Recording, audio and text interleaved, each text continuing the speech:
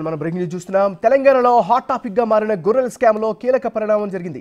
ED చేతికి గొర్రెల scam కు సంబంధించి పూర్తి నివేదిక చేరింది. ఈడీకి స్కీమ్ మార్గదర్శకాలు, లబ్ధిదారుల లిస్టును వెటర్నరీ డిపార్ట్మెంట్ అందజేసింది. అలానే ఈడీ ఏసీబీలకు గొర్రెల స్కామ్ కు సంబంధించిన పూర్తి రిపోర్టును గొర్రెలు మేకల పెంపకందారుల సమైక్య అందజేసింది.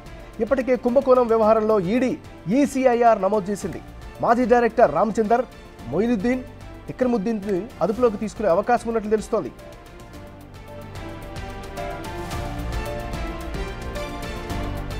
తెలంగాణలో హాట్ టాపిక్ గా మారిన గొర్రెల స్కామ్ లో కీలక పరిణామం జరిగింది. ఈడీ చేతికి గొర్రెల స్కామ్ కు సంబంధించినటువంటి పూర్తి నివేదిక చేరింది. ఇక ఈ నివేదికకు సంబంధించి పూర్తి వివరాలను మరో రిపోర్టర్ సురేష్ అందిస్తారు. సురేష్, తెలంగాణలో గొర్రెల స్కీమ్ ని స్కామ్ గా మార్చి వందల కోట్ల రూపాయలను కొల్లగొట్టారని చెప్పేసి కూడా ఏసీబీ కేసు నమోదు చేసి ఇప్పటికే ఆ కేసులో ఏదైతే 2 కోట్లకు జరిగిన స్కామ్ కేసులో అందులో 10 మంది అధికారులను కూడా అరెస్ట్ చేయడం జరిగింది.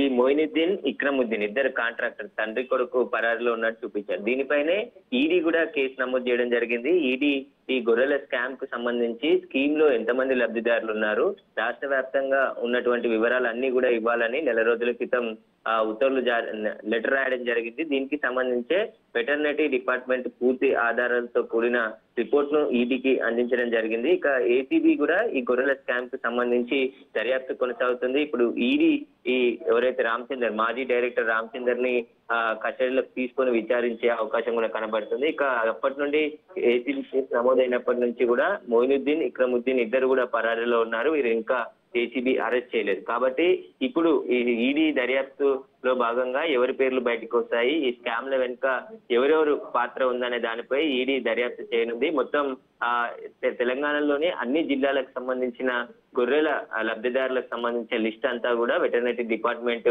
అందించడం జరిగింది. కాబట్టి ఎన్ని కోట్లు విడుదలయ్యాయి, ఎన్ని కోట్ల స్కామ్ జరిగిందనే దానిపై ఈడీ కూడా దర్యాప్తు చేయబోతుంది. ఎంఎన్ఆర్, ఈ దర్యాప్తులో ఎలాంటి విషయాలు బయటకు వచ్చే అవకాశం ఉంది? ఈ దర్యాప్తు నుంచి వచ్చినటువంటి అవుట్పుట్ మీద ఎలాంటి అప్డేట్ వచ్చే అవకాశం ఉంది? Suresh,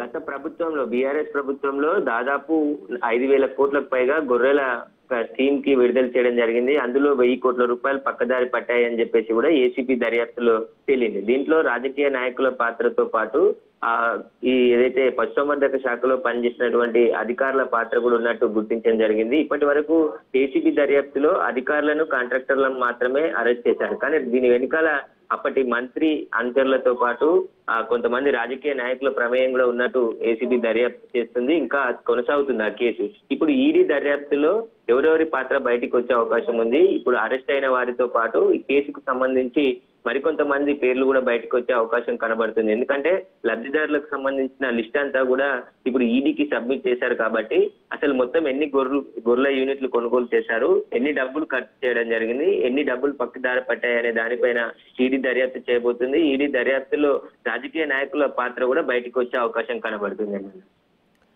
thank you Suresh.